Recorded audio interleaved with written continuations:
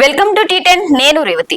ఢిల్లీలో ఓటర్ల జాబితా నుంచి భారీ సంఖ్యలో ఓటర్ల పేర్లను తొలగించడం ప్రజాస్వామ్యానికి ప్రమాదకరమని ఆప్ కన్వీనర్ ఢిల్లీ మాజీ ముఖ్యమంత్రి అరవింద్ కేజ్రీవాల్ పేర్కొన్నారు. ప్రజల ఓట్లను తొలగించి ఓటు ద్వారా ప్రభుత్వాన్ని ఎన్నుకునే వారి ప్రాథమిక హక్కుని లాక్కోవడం ప్రజాస్వామ్యానికి ప్రమాదకరమని చెప్పారు. ప్రస్తుత ఎన్డీఏ ప్రభుత్వం ఎన్నికల సంఘం ప్రజల హక్కుని లాక్కుంటున్నాయని ఆగ్రహం వ్యక్తం చేశారు. సహాదార ప్రాంతం నుంచి 11,018 మంది ఓటర్ల పేర్లను తొలగించాల్సిందిగా బీజేపీ దరఖాస్తు చేసిందని, వాటిలో 500 పేర్లపై క్రాస్ చెక్ చేసినప్పుడు 75% మంది ఆ ప్రాంతంలోనే నివసిస్తున్నట్లు తేలిందని చెప్పారు.